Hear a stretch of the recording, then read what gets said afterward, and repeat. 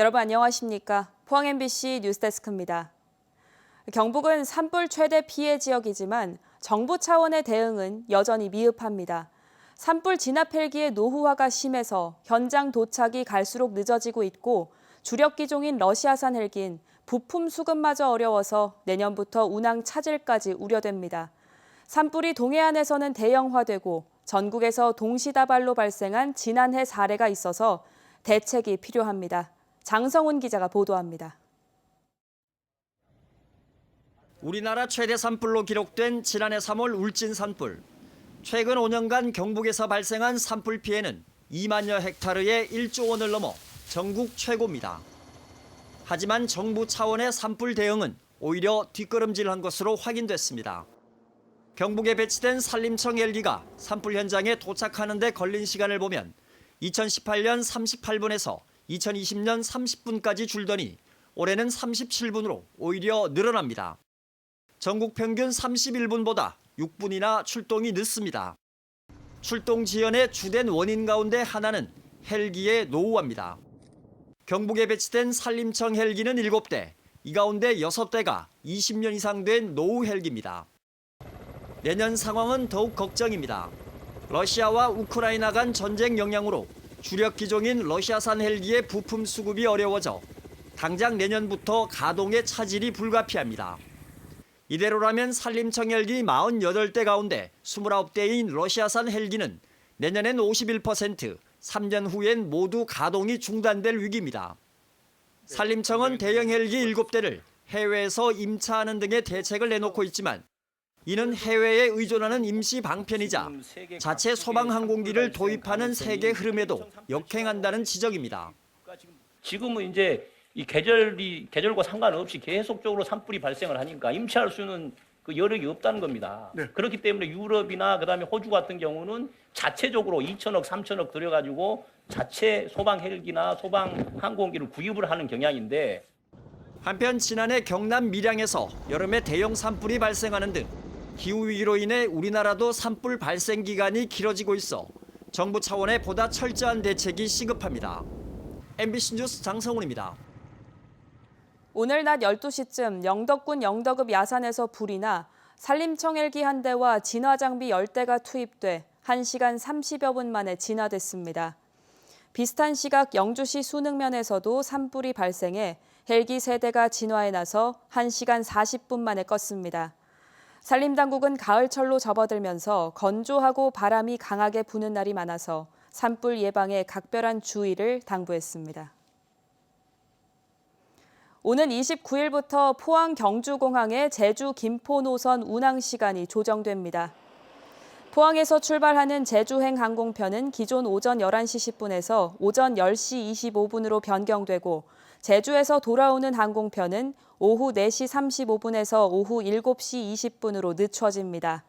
김포에서 포항으로 출발하는 시간은 오전 9시 35분에서 8시 50분으로 당겨지고 포항발 김포행 항공편은 오후 6시 20분에서 오후 9시 5분으로 3시간가량 늦춰져서 탑승률이 증가할 걸로 기대됩니다. 경주 월성원전 인근 마을의 현직 이장이 이전 이장 등을 상대로 낸 업무방해 금지 가처분 신청을 법원이 받아들였습니다. 법원은 현 마을 이장이 수십억 원의 원전 지원금을 운영하는 마을회 대표자가 맞다고 판단했습니다. 장미쁨 기자의 보도입니다. 원전 지원금으로 건축한 수십억 원대 풀빌라 사업 운영 문제로 갈등을 겪어온 월성원전 인근 마을.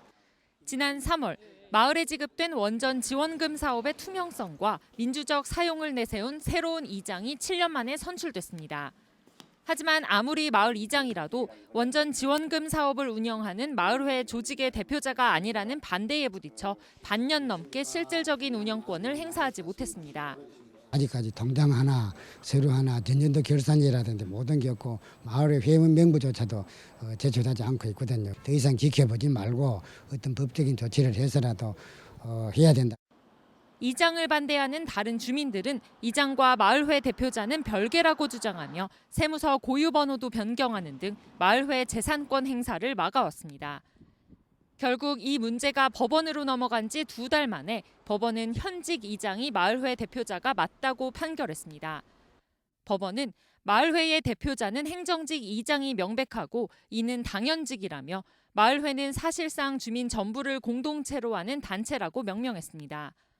법원은 또 한수원의 업무 지침이 상생협력사업 시행자인 마을회는 주민 전체를 구성원으로 하는 마을회로 정하고 있는 것도 근거로 들었습니다. 더구나 이전 이장도 마을회 대표자였고 그동안 다른 사람이 대표자가 된 적은 한 번도 없었다고 밝혔습니다. 법원이 나아리 마을의 대표자는 분명히 현재 김철정 이장에게 있다고 확인을 해줌으로써 나아리 마을에 대한 재산권 행사를 현재 이장이 할 수 있도록 한 것이 굉장히 큰 의미가 있는 결정입니다. 원전 지원금으로 만든 풀빌라가 최근 경매에 넘어가는 등 파행을 빚는 가운데 마을 이장단이 수년간에 걸친 의혹을 규명하고 지원금 사업을 정상화시킬 수 있을지 관심을 모으고 있습니다. MBC 뉴스 장미쁨입니다. 경북 지역 5가구 중 1가구는 빈집인 걸로 확인됐습니다. 국민의힘 안병길 의원이 분석한 자료에 따르면 경북의 빈집은 13,886동으로 전체 가구 대비 21%가 빈집이었습니다. 전국의 농촌 빈집은 5년 새 70%나 급증했지만 빈집 철거는 지난해 기준 18.5%, 빈집 활용률은 0.74%에 그쳤습니다. 울진 송이 가격이 다른 지역에 비해서 유난히 폭락하는 일이 벌어져서 송이 생산 농가들이 중매인들의 담합 의혹을 제기하는 등 반발하고 있습니다. 울진군 산림조합에 따르면 지난 20일 실시한 송이 입찰에서 1등급 1kg이 11만 원, 2등급은 8만 5천 원에 낙찰됐는데 이는 영덕 등 전국 평균 낙찰가 41만 원 선의 4분의 1 수준에 불과했습니다. 중매인들의 가격 담합 의혹이 일자 울진군 산림조합은 송이 생산자들의 권익이 훼손됐다며 우려를 표하고 올해 송이 공판이 끝날 때까지 입찰에 적극적으로 참여해 유통 질서를 바로잡겠다고 밝혔습니다. 종가하면 뭐가 떠오르시나요? 훌륭한 인물이 난 집안의 뿌리로 지금도 전통을 이어가고 있지만 종가를 지키는 종손, 종부들의 삶은 쉽지가 않습니다. 앞으로 종가는 과연 유지될 수 있을지 종가의 위기를 짚어보고 해결 방안을 고민하는 자리가 마련됐습니다. 이정희 기자입니다. 종부들의 고민은 오늘날 종가의 현실을 그대로 드러내줍니다. 문화재로 지정된 집은 손댈 수 없다 해가지고 계단을 오르내리고 마루를 오르내리고 제발 그 전에 주인이 살 수 있도록 저희들이 전부 그 비용을 대면서 불천이 제사를 지내고 있거든요. 그러니까 참 살기가 어렵습니다. 차종손들이 장가가기가 너무 힘들어요. 결혼하기가 힘드니까 이게 항상 걱정이고 자식들에게 우리들처럼 살라고 하기는 참 힘든 부분이 있습니다. 종가를 바라보는 인식도 긍정적이지만은 않습니다. 한국국학진흥원이 전국 20살 이상 530명을 대상으로 실시한 설문조사 결과 종가 문화를 전통 문화로 인식하는 비율은 37%에 그쳤고 종가 문화의 보존 필요성에 대해서는 25%만 긍정적으로 답했습니다. 종가의 이미지는 재래라는 답이 가장 많았습니다. 종가 체험 희망 분야는 음식 체험이 48%로 압도적으로 많았고 종가 문화를 상품화할 분야도 음식 체험이 고택 체험보다 많았습니다. 올해 종가 포럼에서는 종가의 위기를 공론화하고 해결 방안을 모색하는 자리가 마련됐습니다.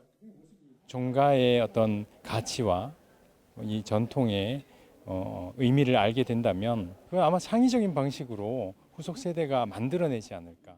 불천이 재래를 당당한 문화재, 문화유산으로 지정해서 뭔가 지원을 해주는 방안을 모색해야 됩니다. 종가는 우리의 소중한 전통 문화인 만큼 이에 걸맞는 제도적 지원이 필요하다는 목소리가 갈수록 커지고 있습니다. MBC 뉴스 이정희입니다.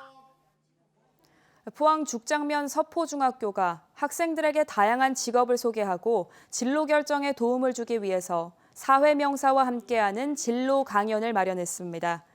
올해 첫 강사로 나선 박성재 전 문화방송사장은 서포중학교 학생 12명을 대상으로 최근 청소년 사이에서 관심이 높은 아나운서, PD, 기자 등 방송 관련 직업을 소개하고 방송 직업인이 되기 위한 다양한 경험과 독서의 필요성을 강조했습니다.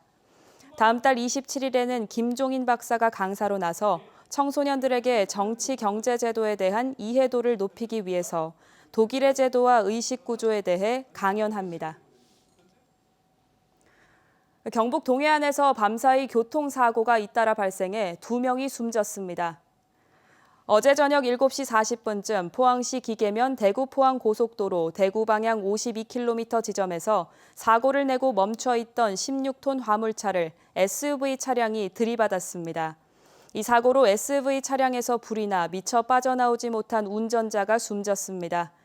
또 오늘 새벽 1시 10분쯤에는 영덕군 달산면에서 SUV 차량이 가드레일을 들이받아 60대 운전자가 숨졌습니다. 포항에서 발굴된 6.25 전쟁 전사자 유해의 신원이 18년 만에 확인됐습니다. 국방부 유해발굴감식단은 지난 2005년 발굴된 유해의 신원이 포항 전투에 학도병으로 참전했다 전사한 국군 3사단 소속 고 한철수 최학기 일병으로 확인했다고 밝혔습니다. 국방부 유해발굴단이 지난 2000년 유해발굴을 시작한 이래 현재까지 신원이 확인된 전사자는 총 221명으로 늘었습니다. 경주시립 노인전문요양병원이 감염병 재유행에 대비하기 위해서 30병상 규모의 격리병실을 신설했습니다. 가정의학과 전문의와 간호사로 구성된 감염전담관리실과 격리병실을 갖추고 지난 13일 경북도의 허가를 받아 감염병 환자 관리를 시작했습니다. 경주시립 노인요양병원은 240병상 규모의 공립요양병원으로 중풍, 뇌졸중 등 한 해 평균 2,000명가량의 노인성 질환자를 치료하고 있습니다. 포항 중앙상가 차 없는 거리에 차량 통행을 재개해야 한다는 상인들의 요구가 재점화되고 있습니다. 일부 상인들은 지난 2007년 포항 중앙상가 실개천 거리 조성 후 차 없는 거리가 됐지만 차량 접근성이 낮아지면서 상권이 계속 위축되고 있어서 대책 마련을 요구하고 있습니다. 또 다른 상인들은 올여름 중앙상가에서 열린 야시장에 많은 인파가 몰리는 등 긍정적인 부분도 있다며 차 없는 거리를 유지하면서 상가를 활성화시킬 수 있는 방안을 검토해야 한다는 의견을 내놓고 있어서 다양한 검토와 여론 수렴 작업이 필요하다는 지적입니다. 미중 기술 패권 전쟁이 반도체에 이어 2차 전지로 확산하고 있어서 포항 지역 2차 전지 업계도 비상이 걸렸습니다. 중국이 이번에 수출을 통제하겠다고 발표한 2차 전지용 음극재 원료인 흑연은 지역의 포스코 퓨처엠에서 생산하고 있는 데다 흑연이 희귀 자원이 아니어서 상대적으로 타격이 덜한 상황입니다.